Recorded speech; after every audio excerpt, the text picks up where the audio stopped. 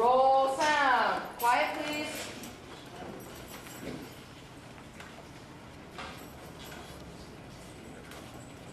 Quiet, please. Sit. Marker. Oh, wait a second. And background action. Action. Hell, baby. You fries go with that shit? Let me know if you're interested in that, baby. I'm very interested in Nightwatch. I'm just not interested in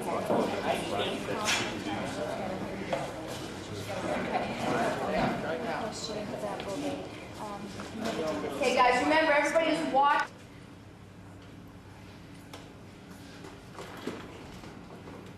Sit. Marker. And background action. Action. Damn, baby. You fries go with that shit? Please, get up. Well, let me know if you're interested in that, baby. I'm very interested in 9 inches. I'm just not interested in fucking you 3 times to get it. That's some nasty shit. There we go. No! I'm sorry. Not really. I hope that our little altercation there didn't interrupt your beer drinking. No, actually, Martin and I were just discussing if we should do something. Oh, let's go. Oh, what's that? Roll sound. We're rolling.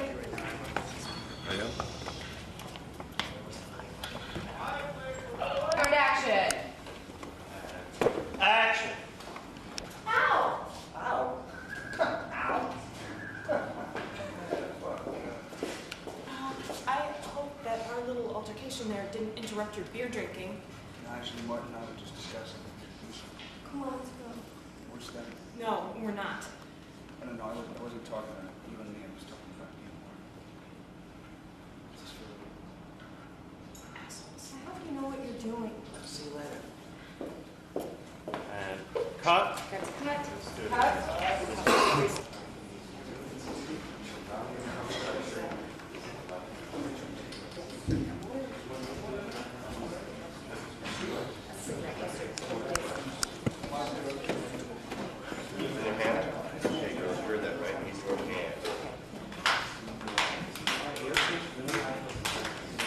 Okay, guys, here we go. Picture is up. Picture is up. Four is up.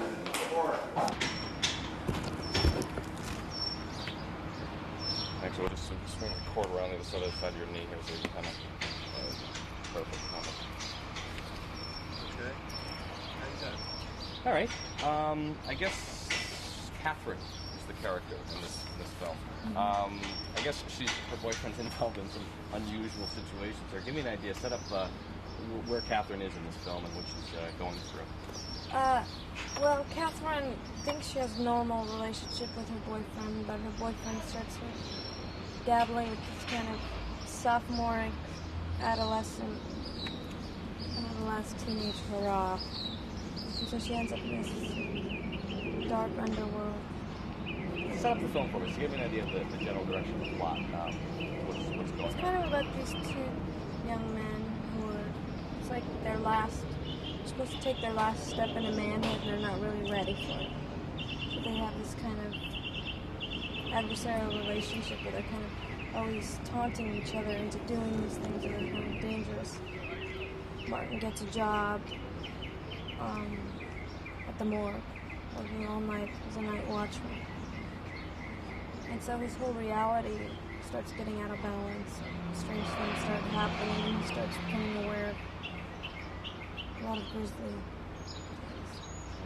In the meantime, are they law students? They're law students, is that it? Or? Mm-hmm. Okay, so you just gonna see the legal aspect on the other side of it. Right, and it's also like, you know, here's this couple and these kids, and it seems like they have everything going for them and everything's gonna be fine. I mean, they have jobs, they have girlfriends, they have an apartment, they're going to law school. Everything takes a left-hand turn Mm-hmm. in this bizarre area. If you had to classify this film in a certain genre, what would you say is the genre this film falls? Suspense, I guess. would you be able to compare it to a similar film? Do you think type of film out there, or is it? No, I don't really like doing that. Yeah, I just like to look at it on its own, like this is its own little story. I mean, it is definitely in the suspense or mystery genre, horror slash mystery. What attracted you to the part of Catherine? I kind of like her. She's a little creative. I always like that pivotal moment for men or women where they sort of have to see their partner for who they really are and decide if they care to stay, despite all their flaws, or if they're going to leave. And that's kind of where Catherine is right now? Yeah, I think that's an important... A lot of people never even take that step in life, to be willing to see somebody as they are in their entirety, and what your life is, and as a person, what it is to be. So that's an interesting period. And I think Catherine's going through that. And then that time period, too, as far as someone's age-wise, that, you know, early 20s, early mid-20s, I guess. So a little disillusionment, the last little bit of that teenage bubble bursts. Give me an idea about the scene that we just shot today, this scene. Set that up for us. So they're at a bar going out, and there's this guys that are kind of making trouble, and it's not like Catherine's very streetwise. You know, she really doesn't like that kind of altercation. Martin doesn't either, and she doesn't really need for him to be a tough guy about it. You know, she just wants to leave. I think she's a Democrat, very left-wing. She's not really interested in any of that. Well-educated. So this is already one point where they're breaking off their relationship in a way. He's deciding to do something with his friend and excluding them. What he thinks it is to be a man and what she thinks it is to be a man are becoming very different. So this is kind of a turning point in the relationship in some ways, right? Yeah, I think so. It's like a lot of little increments, things falling apart, you know. And what is your idea of being a man? What's the real part of being a man? Being in a relationship. Are they really going to fight these guys because of the girls, or they just want to fight some guys? So they're using that as an excuse. Should be talking officially, shouldn't we? No, he's not even. I'm rolling. Are you rolling? Okay. You are. Well, it's a good thing we didn't say anything embarrassing then. Let's see. Marie. Give me an idea of where Marie is in her relationship, I guess, with James, is it? James. Okay. She's kind The evil James. Well, Marie and James have had this relationship for a while. But in the meantime... Hi. In the meantime... Okay, we'll start over again. Yeah. That's not bothering you, is it? You know what? Actually, it doesn't matter if it is. We'll just live with it. Okay. We'll start over again anyway. Sorry. Marie is in a relationship with James. James is going through something, as we see in the movie. James is going through a transformation of a kind and challenging himself and looking toward the darker forces of evil. And Marie is someone who is not going to go down that path with him. Marie is studying to be a priest in the Episcopal Church. Yet it's difficult because they're in this relationship. So I think it's something I identify with. Well, this relationship is particularly dysfunctional, but they're trying to understand each other, but he's really being a pill, as my grandmother would say. That's an old-fashioned saying you got there.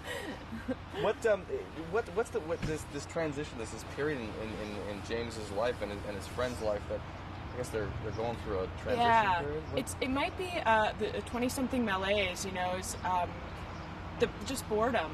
It's just a real disillusionment with their present state. You know, they're law students, they're young guys, they have girlfriends, they go out, they should be having a good time, and they're not.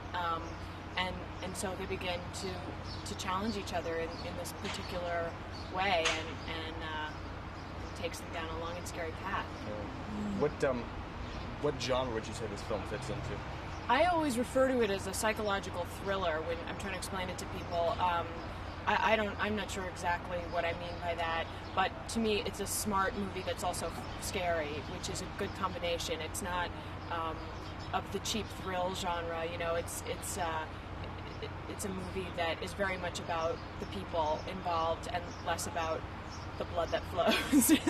And yet I assume that some blood does flow. Some blood does I see the word flow. serial killer. Yes, right. Right. Well, that's the nice thing about my character too is, you know, I have no blood. I deal with no blood. Don't want to give too much away, but I am not involved in that. But yes, that certainly goes on. So I'm involved in the aspects of the movie that have to do with relationship.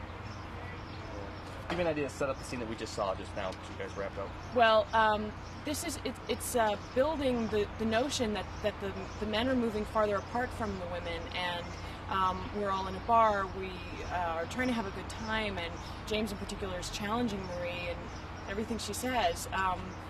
Marie and Catherine get involved in a fight and with some thugs at the bar, and the guys do nothing, and we leave in a huff, and it's just adding to the feeling that something is awry, and I'm not sure what. Kind of a turning point in the relationship in a way. Yeah, well, a turning point in that we walk away from them, in that, you know, trying to find out what's wrong, but if they're not going to say, then what can I do? What do you like most about Marie? What attracted you to her? Marie is a strong person. Marie takes no flack. Although, you know, it was interesting when I interviewed a woman who's a minister in the Episcopal Church. I said, you know, this is I don't want to be representing the church here because it's a character who uses foul language. It's a person who's in a relationship with a guy who's doing terrible things, and she sort of said to me, well, especially as a young person involved in the church, the idealism is that you want to save everybody. You know, the hope is that you can sort of bring a community together. So it actually helps make sense the difficulties of their relationship and why she stays with him. And I like the fact that she's involved in the church. I mean, how often do you see that? You know, and I think to most people she'd be an unlikely candidate. I mean, you know, here we are out at a bar, and I just think that's true. I mean, people involved in idealistic pursuits are people. Yeah. Okay, I haven't heard a lot of people studying to become priests. Deliver that line in there right the way you did. I know. I love the line though. I was laughing. It was I know, very it's really clever. great. Yeah, well, yeah. This was now, the director also adapted the screenplay, but from an original from Steven Soderbergh, or how did that? I believe Steven Soderbergh adapted the translation. Oh, I see. Okay, great. And tell me about working with Patricia. She seems to be... Oh, Patricia is great.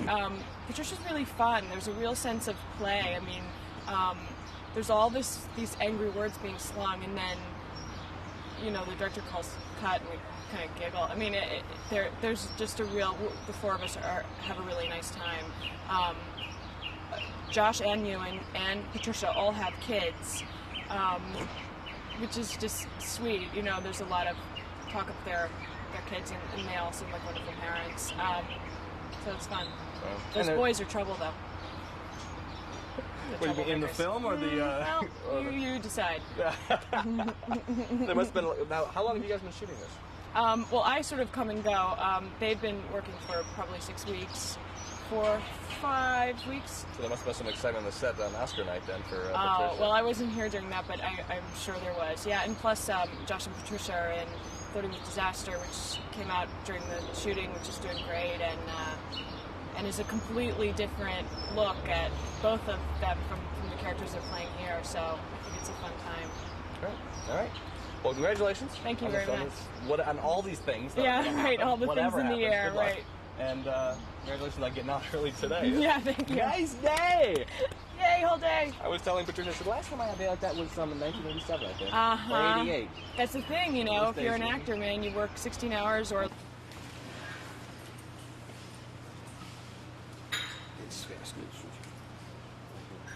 Ready? And action.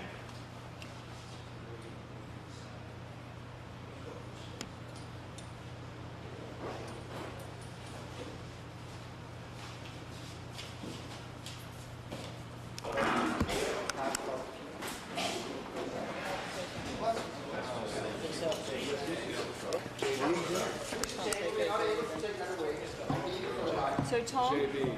Jim we Beam. have clearance on Jack, right? Do we have clearance on whiskey? Yeah. It's like Civil War. Yeah, I understand. What we do is you can't be part from a JB. Okay, guys, here we go. One more rehearsal, please.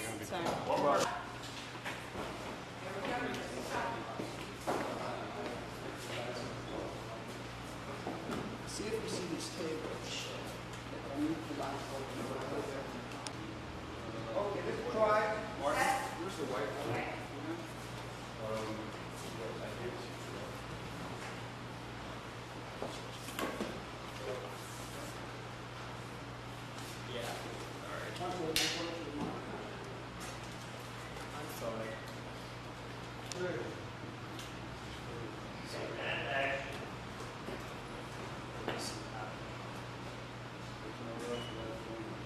You know, if this was the movie, you would be excited. You can show us guys.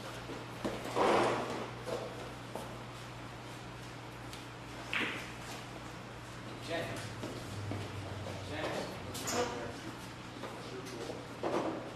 What is it? Quadruple Jack.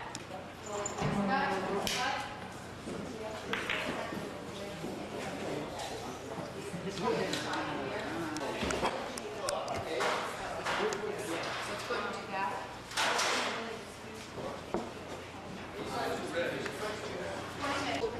Definitely. Old people just because. Yes. I'm not sure. And also we had Misty standing right here, Misty and the other girl that was standing as, you know, as Lauren and Patricia were leaving, they stood the whole time. Basically what we should do is they should watch these guys and maybe then kind of relax.